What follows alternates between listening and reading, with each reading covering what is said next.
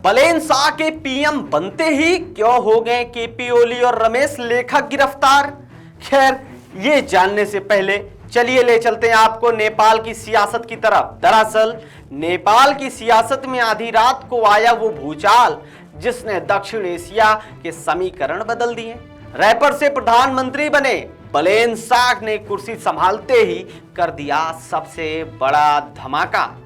पूर्व PM KP Sharma Oli और गृह मंत्री रमेश लेखक सलाखों के पीछे।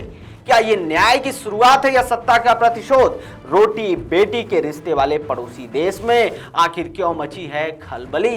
देखिए हमारी इस मेगा रिपोर्ट में। नमस्कार, मेरा नाम है पीयूष तिवारी और आप देख रहे हैं नव भारत लाइव।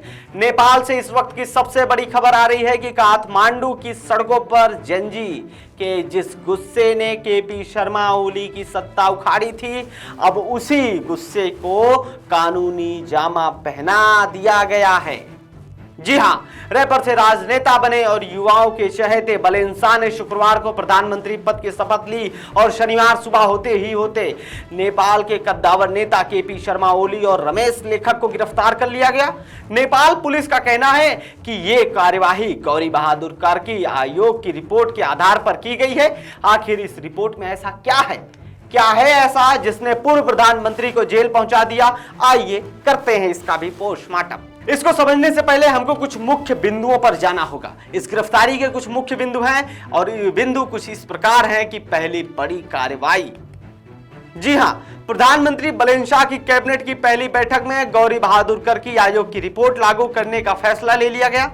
भक्तिपुर से गिरफ्तारी। दरअसल केपी शर्मा ओली को उनके भक्तिपुर स्थित आवास से हिरासत में ले लिया गया। वहीं पूर्व गृह मंत्री रमेश लेखक को शनिवार को सुबह कंटुजे से पकड़ लिया गया। आरोप क्या था, आइए जानते हैं इस बिंदु में।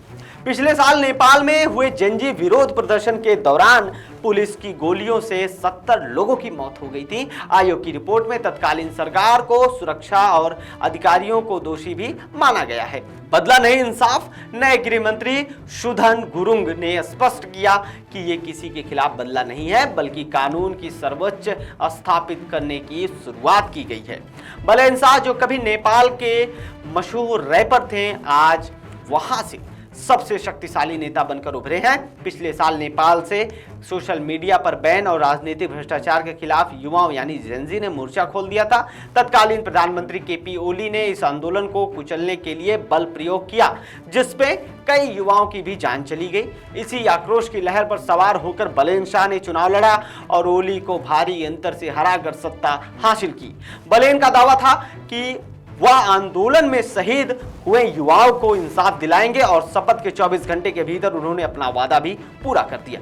केपी शर्मा ओली की गिरफ्तारी भारत के लिए भी मायने जरूर रखती है, ये भी चलिए समझ लेते हैं। उनके कार्यकाल में भारत और नेपाल के रोटी बेटी के रिश्तों में काफी कड़वाहट आई थी।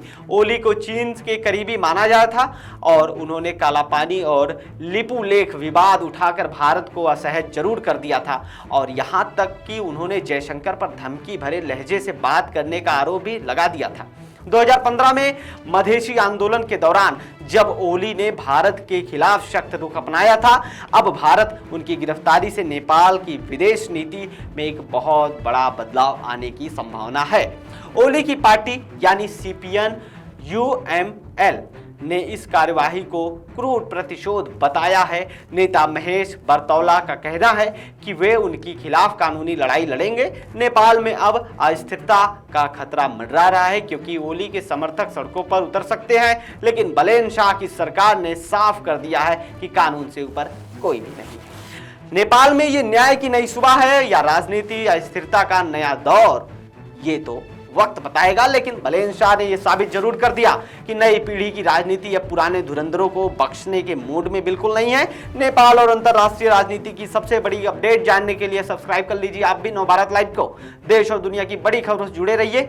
मैं हूं पीयूष तिवारी, शुक्रिया।